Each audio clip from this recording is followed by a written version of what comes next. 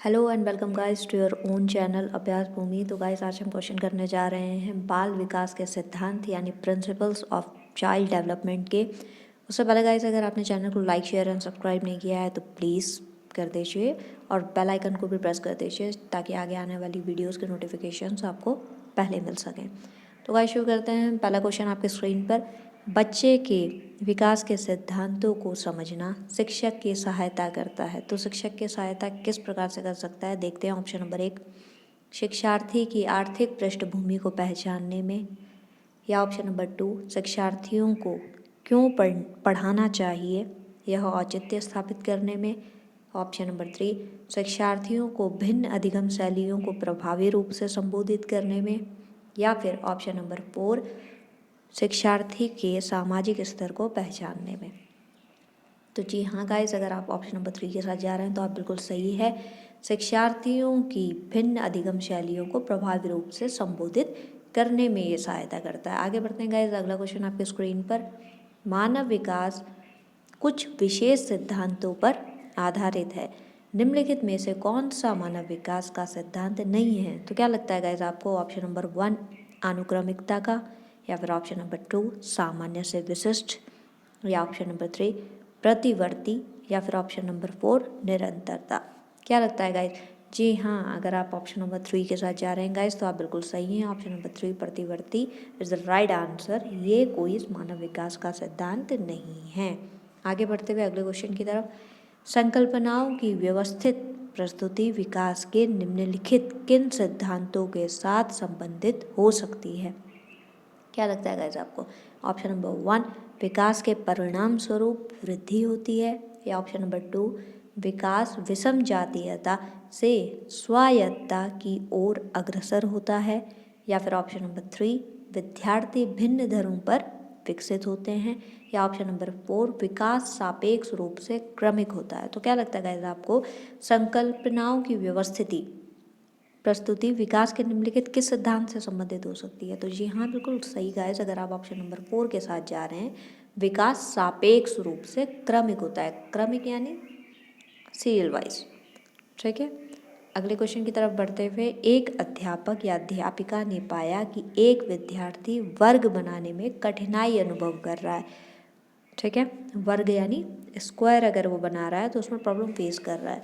उसने अनुमान लगाया कि वह उसने यानी टीचर ने अनुमान लगाया कि वह हीरे डायमंड का चित्र बनाने में भी कठिनाई अनुभव करेगा। उसने निम्नलिखित में से किस सिद्धांत पर आधारित होकर यह अनुमान लगाया? क्या लगता है गाइस आपको? अगर एक बच्चा है वो स्क्वायर बनाने में प्रॉब्लम फेस कर रहा है तो उसे देख के टीचर ने बोला कि अगर इसे स्क्वायर बनाने में प्रॉब्लम हो रही है तो सीधी सी बात है इसे डायमंड बनाने में भी बड़ी प्रॉब्लम फेस करनी पड़ेगी। तो ये कौन सा सिद्धांत है जिसके अकॉर्डिंग उसने ये आइडिया लगाया? तो ऑप्शन है आपके स्क्रीन पर, ऑप्शन नंबर 1, विकास निरंतरीय होता रहता है, या ऑप्शन नंबर 2, अलग अलग लोगों के लिए विकास की प्रक्रिया भी अलग अलग होती है, या फिर ऑप्शन नंबर 3, विकास एक व्यवस्थित क्रम में होने की प्रवृत्ति से संबंध है, या फिर ऑप्शन नंबर 4, विकास की प्रक्रिया एक उत्परिवर्तनीय प्रक्रिया है। क्या लगता है गाइज आपको? जी हाँ, बिल्कुल सही लगता है। अगर आप ऑप्शन नंबर 3 के साथ जा रहे हैं तो बिल्कुल सही है। विकास एक व्यवस्थित क्रम में होने की प्रवृत्ति से संबंध है। सीधी सी बात है, जब विकास होगा तो नीचे से शुरू होकर ऊपर तक जाएगा। ठीक है, एक ग्राउंड लेवल से डेवलपमेंट शुरू होता है। तो जिसको पहले ही पड़ाव में अगर दिक्कत महसूस हो रही है तो उसको अगले पड़ाव में जाहिर सी बात है और ज़्यादा दिक्कत होगी। ठीक है गाइस, तो इसी के साथ आगे बढ़ते हुए अगला क्वेश्चन आपके स्क्रीन पर, इनमें से कौन सा बाल विकास का एक सिद्धांत है? क्या लगता है आपको? चाइल्ड डेवलपमेंट का कौन सा प्रिंसिपल हो सकता है इनमें से? ऑप्शन नंबर 1, विकास विकास परिपक्वन तथा अनुभव के बीच अनउन्नयन की वजह से घटित होता है, या फिर ऑप्शन नंबर 2, विकास प्रत्येक गति की विकास प्रत्येक बच्चे की गति का सही ढंग से अनुमान लगा सकता है, या ऑप्शन नंबर 3, अनुभव विकास का एकमात्र निर्धारक है, या ऑप्शन नंबर 4, विकास प्रबलन तथा दंड के द्वारा सुनिश्चित किया जाता है। तो ऑब्वियस सी बात है ऑप्शन नंबर 4 तो हो ही नहीं सकता इस चीज़ का आंसर। और विकास परिपक्वन तथा अनुभव के बीच अन्योन्य क्रिया की वजह से घटित होता है, तो ये भी पॉसिबल है। ठीक है गाइस, तो क्या लगता है आपको? जी हाँ, बिल्कुल सही, option 1 is the right answer. विकास परिपक्वन तथा अनुभव के बीच अन्योन्य क्रिया की वजह से घटित होता है। अगले क्वेश्चन की तरफ हम लोग बढ़ते हुए, इनमें से कौन सा विकास एक सिद्धांत नहीं है। तो ये सारे के सारे विकास दिए गए हैं गाइज, आपको ढूंढना है कि इनमें से कौन सा प्रिंसिपल नहीं है। नेगेटिव वाले आंसर को फाइंड आउट करना है गाइज, इस चीज़ का ध्यान रखिएगा। ऑप्शन नंबर 1, विकास संशोधन योग्य है या फिर संशोधन योग्य होता है। या फिर ऑप्शन नंबर 2, विकास केवल संस्कृति से शासित और निर्धारित होता है। या फिर ऑप्शन नंबर 3, विकास जीवन पर्यंत होता है। या ऑप्शन नंबर 4, विकास वंशानुक्रम और पर्यावरण दोनों से प्रभावित होता है। तो सिद्धांत नहीं है गाइस, तो सिद्धांत मुझे तो लगता है ऑप्शन नंबर बी, जी हाँ, option number 2 is the right answer. विकास केवल संस्कृति से शासित और निर्धारित होता है, ऐसा नहीं होता है गाइस, संस्कृति से निर्धारित नहीं हो सकता, उस तो मतलब ही नहीं है कोई। ठीक है, अगला क्वेश्चन आपके स्क्रीन पर, विकास एक क्रमिक एवं मंद गति से चलने वाली प्रक्रिया है, इसका संबंध निम्नलिखित में से किस विचारक से है। क्या लगता है गाइस आपको? Option number 1 Laski, option number 2 Maslow, option number 3 Skinner, या फिर ऑप्शन नंबर 4 एरिस्टो।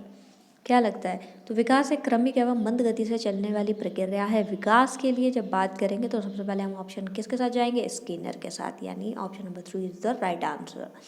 आगे बढ़ते हुए अगले क्वेश्चन की तरफ, बच्चे के विकास के सिद्धांतों को समझने में शिक्षक की सहायता करता है। कौन करता है भाई? ऑप्शन नंबर 1 शिक्षार्थी की आर्थिक पृष्ठभूमि को पहचानने में। या ऑप्शन नंबर 2 शिक्षार्थियों को क्यों पढ़ना चाहिए यह औचित्य स्थापित करने में। या ऑप्शन नंबर 3 शिक्षार्थियों की भिन्न अधिगम शैलियों को प्रभावी रूप से संबोधित करने में। या फिर ऑप्शन नंबर 4 शिक्षार्थियों के सामाजिक स्तर को पहचानने में। जी हाँ गाइस, आप बिल्कुल सही हैं अगर आप ऑप्शन नंबर 3 के साथ जा रहे हैं, शिक्षार्थियों की भिन्न अधिगम शैलियों को प्रभावी रूप से संबोधित करने में। आगे बढ़ते हुए गाइस अगले क्वेश्चन की तरफ, अगला क्वेश्चन आपके स्क्रीन पर, विकास कभी न समाप्त होने वाली प्रक्रिया है, यह विचार किससे संबंधित है? तो क्या लगता है गाइस आपको?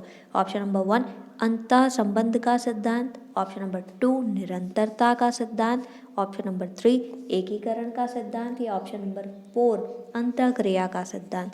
तो सीधी सी बात है गाइस, विकास ऑलरेडी उसमें लिखा हुआ है कि विकास कभी ना समाप्त होने वाली प्रक्रिया है, यानी ये कंटिन्यू है, तो यानी निरंतरता, यानी option number 2 is the right answer, निरंतरता का सिद्धांत। आगे बढ़ते हुए गाइस अगले क्वेश्चन की तरफ, अगला क्वेश्चन आपके स्क्रीन पर, बाल विकास का निम्नलिखित में से कौन सा सिद्धांत यह बताता है कि लगभग बालकों के गत्यात्मक और भाषाई विकास में एक निश्चित प्रतिमान और क्रम दिखाई पड़ता है। ऑप्शन नंबर 1 निरंतरता का सिद्धांत, ऑप्शन नंबर 2 विकास क्रम की एक रूपता का सिद्धांत, ऑप्शन नंबर 3 एकीकरण का सिद्धांत, या ऑप्शन नंबर 4 विकास की दिशा का सिद्धांत। तो गाइस आपको यहाँ पे दिखाई दे रहा है, जब हम विकास की बात करेंगे, हम लोग जानते हैं कि विकास कंटिन्यू चलता रहता है। ठीक है, तो सारे जब लगभग बालकों के गत्यात्मक और भाषाई विकास में एक निश्चित प्रतिमान और क्रम दिखाई पड़ रहा है, तो हम लोग बोल सकते हैं ऑप्शन नंबर 2 विकास क्रम की एक रूपता का सिद्धांत, एक जैसा हो रहा है ना उनमें। ठीक है, आगे बढ़ते हुए अगले क्वेश्चन की तरफ गाइस, अगला क्वेश्चन आपकी स्क्रीन पर, बाल विकास का कौन सा सिद्धांत यह बताता है कि शारीरिक विकास की दृष्टि से पिछड़े बालक संवेगात्मक, सामाजिक एवं बौद्धिक विकास में भी उतने ही पीछे रह जाते हैं? क्या लगता है गाइस आपको? ऑप्शन नंबर 1 परस्पर संबंध का सिद्धांत, ऑप्शन नंबर 2 विकास क्रम की एक रूपता का सिद्धांत, या ऑप्शन नंबर 3 एकीकरण का सिद्धांत, या फिर ऑप्शन नंबर 4 विकास की दिशा का सिद्धांत। तो क्या लगता है गाइस आपको? जी हाँ, अगर आप ऑप्शन नंबर 1 के साथ जा रहे हैं तो आप बिल्कुल सही हैं, परस्पर संबंध का सिद्धांत। आगे बढ़ते हुए गाइस अगला क्वेश्चन आपके स्क्रीन पर, बाल विकास का कौन सा सिद्धांत यह बताता है कि जिन बच्चों में औसत से अधिक वृद्धि होती है वे शारीरिक, सामाजिक एवं संवेगात्मक विकास में भी काफ़ी आगे बढ़े हुए पाए जाते हैं?